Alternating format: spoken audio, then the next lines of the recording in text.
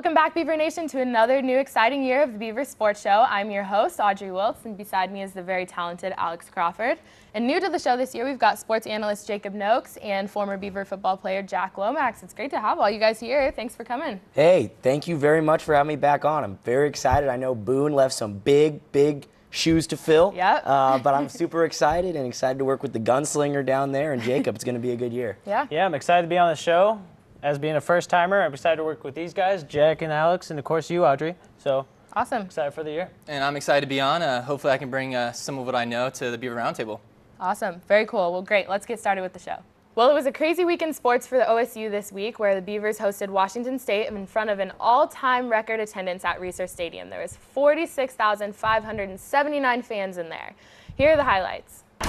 It was the biggest crowd in Reser Stadium history Saturday when the Washington State Cougars showed up to challenge the Oregon State Beavers. Halliday's in the backfield for the Cougs. He wants to throw, but he's going to throw it to Jordan Poyer for his first pick of the day. Halliday wants another shot at it, but the result is the same. Jordan Poyer picks him off again. This time it's Jeff Toole, not so cool, looks to throw, and Poyer picks it off. And Poyer looks like he could take it to the house. He crosses the 50, only match beats Toole, but he trips himself up right around the 20-yard line. Ball's loose. Rudolph Afida dives on it. It's Beaver football.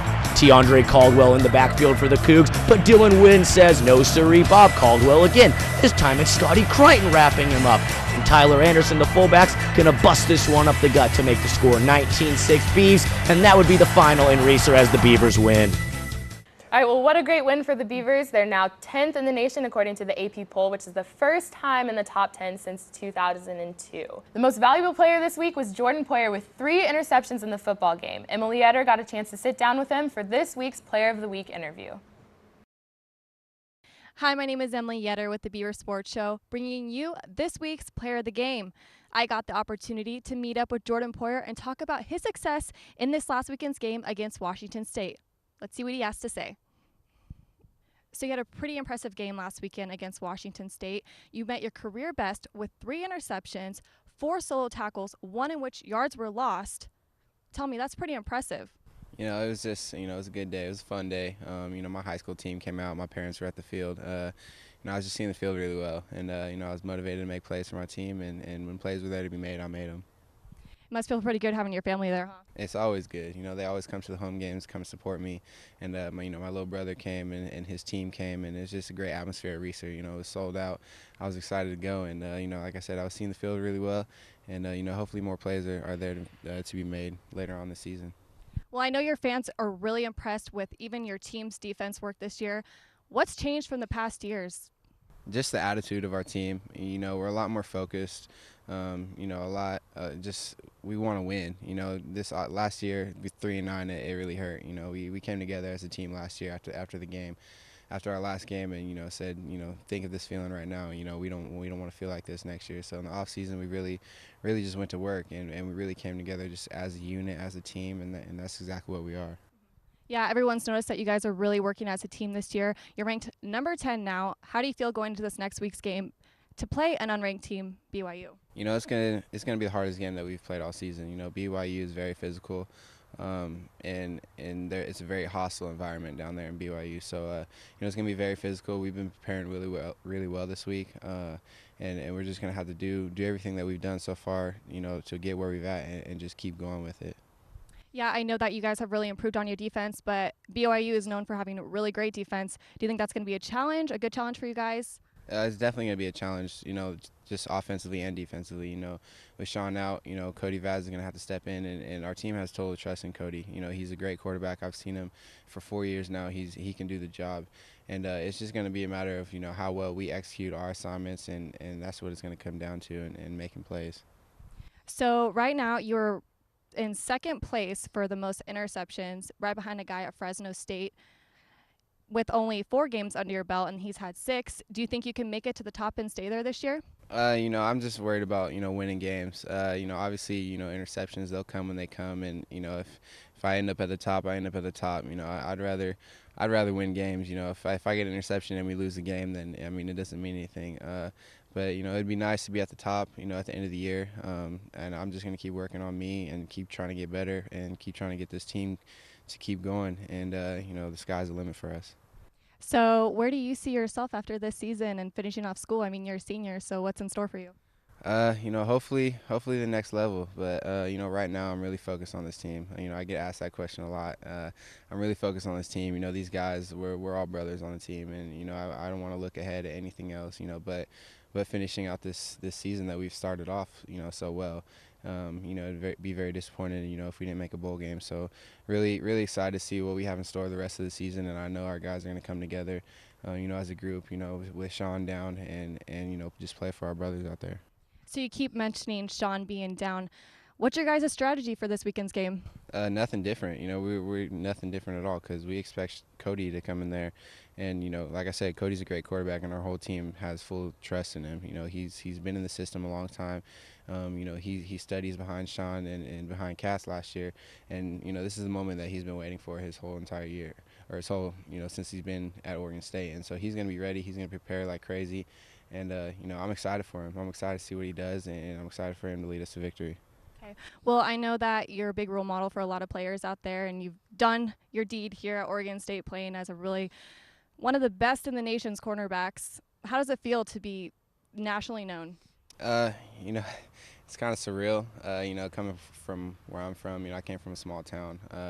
Just to even think about, people on the other side of the country talking about you, whatever, it's kind of surreal. But at the same time, I'm in the here and now, with my team, doing everything I can to help us win. And, if my name's out there, it's out there. If it's not, it's not. As long as we're winning, I'm satisfied. So do you see yourself in the NFL one day?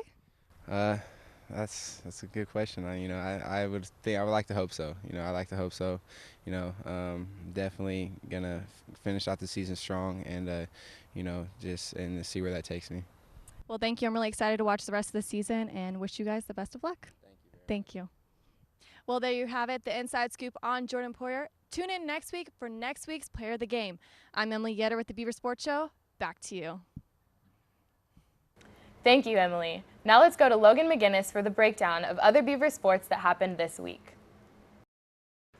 Busy weekend in Oregon State sports, so let's get to it. The Oregon State's men's soccer team held tough against 5th-ranked UCLA, but a second-half goal put the Bruins over the top in conference action Friday afternoon. UCLA won 1-0. After that tough loss, the Beavers got their first win of the 2012 conference season Sunday afternoon with a 1-0 victory over the San Diego State Aztecs. Moving on to Oregon State women's soccer, they played USC for a combined total of 46 shots during the 110-minute marathon, but the 2 overtimes were not enough as the match ended in a 1-1. Camille Saxton had 10 kills but was not enough for the Oregon State volleyball team as they fell to Cal in 3 straight sets. Becky DeVoe totaled 21 digs to highlight Oregon State's volleyball team in a 3-set loss to number 7 Stanford Sunday. The Oregon State women's cross-country team placed 5 runners in the top 10, which helped cruise the Beavers to their 38th annual Bowls Invitational in Salem. And back to you guys. Thanks, Logan. With the Oregon State men's soccer team going 1-1 on their California trip this weekend, we now have Kimberly Parkin interviewing Oregon State men's soccer midfielder Jake Parker. Take it away, Kimberly. Hey, I'm Kimberly Parkin. Here today I have Jake Parker from the OSU men's soccer team. Jake, how are you doing today? I'm very well. Thanks for having me on. Thanks for being on here. So you guys played against UCLA and San Diego State this weekend. How do you think you guys did? We were disappointed with UCLA that we didn't get a point out of that, but they're a good team, so you got to take it as you will, and we'll have another chance against them in a couple weeks. And San Diego State, we felt good about coming away with that with a victory. It was a scrappy game. They were coming out hard, and we broke them, so it felt good. Very good. So how do you think the rest of the season will go? We feel good about it. We have these next 2 weeks we play Stanford and Cal back-to-back, and so if we can get some big wins out of that, then it should set us up for the tournament. Very good. Now, you're a senior this year. Do you have plans for after graduation? Not exact plans right now. I'm focused on getting done with school, and then hopefully I can find some sort of job and go from there, Very good. Well, thanks for being on with us today, and back to you guys in the studio. All right, thanks, Kimberly. Now, time for everybody's favorite segment. We've got the Beaver Roundtable. So first question for you guys. With the men's soccer team, this recent slide, what do you think their chances are of getting to the NCAA tournament now? Well, I'll start this one off, and I'll go ahead and be blunt. They're not going to make it to the NCAA tournament. They've made a lot of improvements this year. They're a very much improved team from last year. Emery Welshman's been playing great, but they're currently sitting at second to last in the Pac-12 in a weak year for the Pac-12 conference. They still have 7 games left. They've got 2 against Stanford, who's number 2 in the conference. They have 1 against UCLA, number 1 in the conference, number 5 in the nation. So they do have their work cut out for them left in the season. I don't see them making the tournament. I don't think it's going to happen. I'm sorry. That's bold. You sounded very confident. I'm 100% confident. All right, what do you guys think? Well, I mean, I think it's going to be tough, like you said. But since you said they get to play Stanford twice, and they also play California twice, and they get to play UCLA, and those are all in division. So if they beat those teams, win maybe 4 out of 5 and maybe 6 of their last 7, I mean, they have a legitimate shot of making the tournament. So I'm going to go hopeful on this one, but I'm going to say they make the tournament.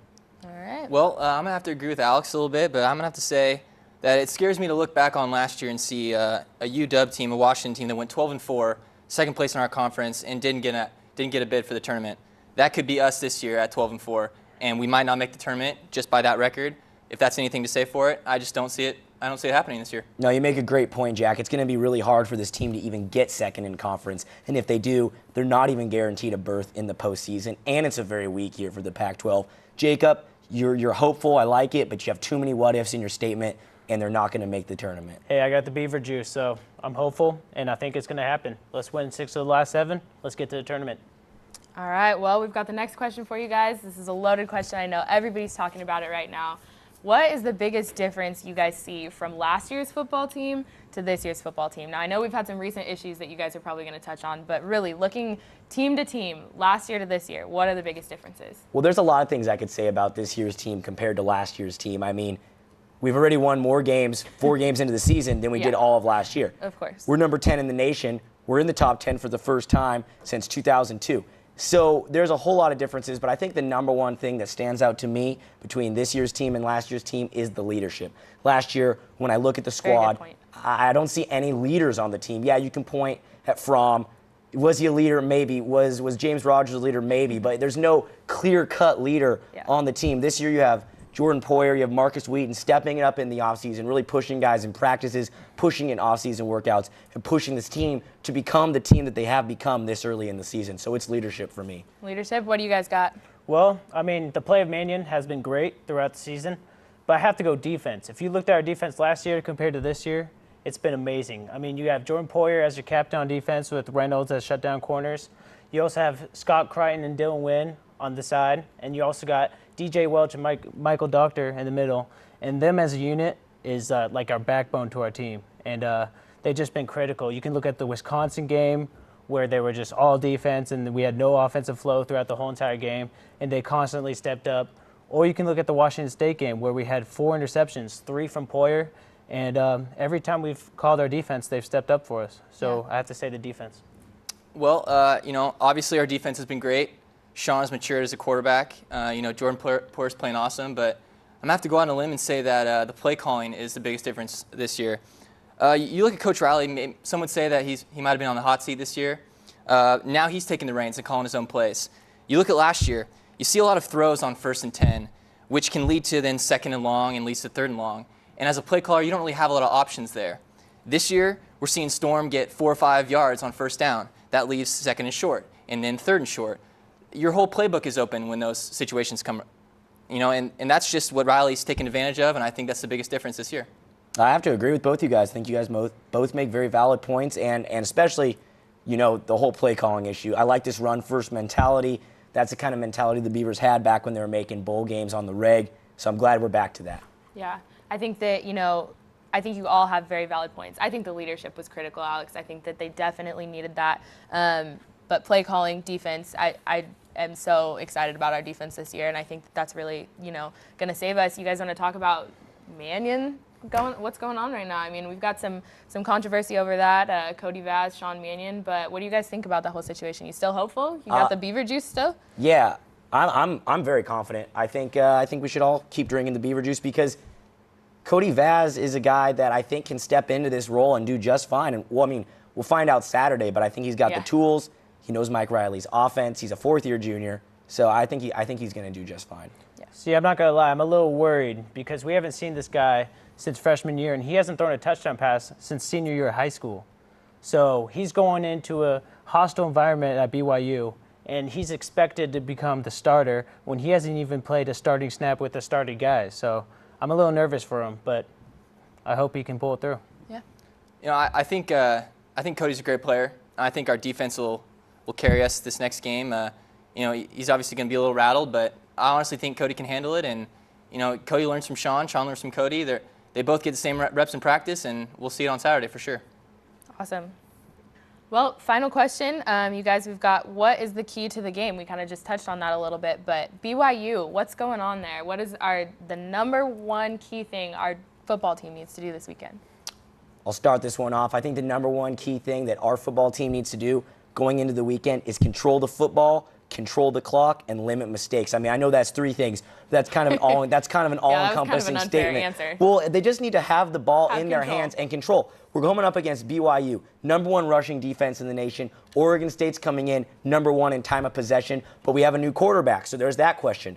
If Cody Vaz can limit his mistakes, if we can control the clock, control the tempo, we're going to win the game. I think that, you know, BYU, they're a good team. They're 4-2. They're not really on anyone's radar, but we're going to be going into Prov, and we're going to have our work cut out for us. So if we can limit mistakes, control the ball, like I said, we're 4-0 because we've been controlling the football. We've been running the ball decently. We've been controlling the ball more than anyone else in the nation. So we're going up against a good defense, but if we can limit our mistakes and just play efficient, play good, we're going to win the game. All right, what do you guys think? The number one key thing, I guess you can give 3 points since Alex did, but it was kind of all in one. What you I just got one, and that's running the ball. Obviously, Cody Vaz needs to step up his game and fill in for Sean Mannion. But if we run the ball, let's say he gets 25 attempts for 110 yards, that's going to open up play action for Cody Vaz for one-on-one receivers like Cooks and Wheaton, and it'll just make the game easier for Vaz. If Storm Woods is there helping him out, you know, little screen passes here and there, just make the game easier and let the game flow for Vaz instead of just throwing him in there for some deep passes or anything. So run the ball. I have a stat for you, Jacob, that I think you're going to like. The last team to rush for over 300 yards against BYU was Oregon State. I believe that was last year here. They beat us 38-28. But if Oregon State does run for more than 300 yards against BYU this weekend, yeah, they're going to get the W easily. Will they? No. This is the number one rushing D in the nation. But we were the last team to do it. Cool. Well, You did your homework. That's a good point, but that means they're going to expect the pass. And when you expect the pass against a backup QB, there's going to be interceptions galore. So you got to run the ball, even though they're the best rush defense. You got to run the ball down their throats, keep it coming. That will open up play action for Vaz. And Storm Woods is a great back. So I think we should just run the ball. Well, my key is going to be to stop the run. It's going to be specific. Our defense needs to stop the run. This BYU team runs the ball well. In fact, they throw the ball just as well. But they are ranked in the top 25 in the rushing game. And we, on the good news, is the Beavers are against the run. We're number one also. So we're going to need Scott Crichton to come to play. He came off a multiple sack game. He's my key player in the game, and I think he's going to be stopping the run. All right, well, let's hope all that happens so we can get a W this weekend, boys. Now we've got something different for you guys. We've got our Pac12 predictions coming up. So what we're going to do is between Alex, Jacob, and Jack, we're going to keep points. Every game you guys get right, you get a point. So first up, we've got Utah versus UCLA. Who's going to win? That's all I want to hear from you. Wins, no points, no nothing. All right. All I want to know is who's going to win. Utah versus UCLA. Alex? UCLA. All right. I'm going UCLA. Utah. Okay. Stanford versus Notre Dame. Stanford, Pac-12 homer. Notre Dame. I'm going to have to go with Notre Dame as well. All right. USC versus Washington. Trojans, baby. SC all the way. I'm going to go with the Huskies, Washington. All right. California and Washington State. Oh, Cal, easily, blowout. I think it's a blowout as well. Cal. I'm going to disagree and go Washington State. Oh my gosh, Ooh. oh my gosh. Someone's going to be short points first. All right. week. All Or right. headed. Yes, those are the two things you Or could ahead. be. Yeah. All right. And the big one, Oregon State and BYU. Well, we're also going to be making our player of the week predictions right here, correct? Is that Yes. right? Yeah, Right, but we got to can do figure that. out if Oregon State or BYU is going to win. And we're All going right. to score. All right, well, I'll start it off. Oregon State's going to get the W. I had a vision the other day. This might seem weird. This might seem a little bit of a lofty expectation. 27-10 Beavers. It came to me in a daydream, and I'm sticking with it. Player of the week, Cody Vaz. It's his first career start, but he's going to limit his mistakes. He's going to be efficient. He's going to control the game. Oregon State's going to show why they're a top 10 team, regardless of their struggles against BYU. Cody Vaz is going to be a name that the nation knows come Sunday. All right. Well, I think our defense is going to step up, but I also think Storm Woods is going to step up, and I think he's going to be my player of the game. So, and I also got Oregon State winning 17-13. So, go Beavs. All right. All right, well, I'm going to pick Oregon State 14-3, and my player of the game is Scotty Crichton. Good choice. All right. He did have 3 sacks last week. I'm hoping for nice. more of that. Yeah. Yeah. Well, that's all we have for you today. I think we got a lot of good stuff accomplished, guys. Thanks for sticking with us for the first episode, and we'll see you next week on the Beaver Sports Show. Okay.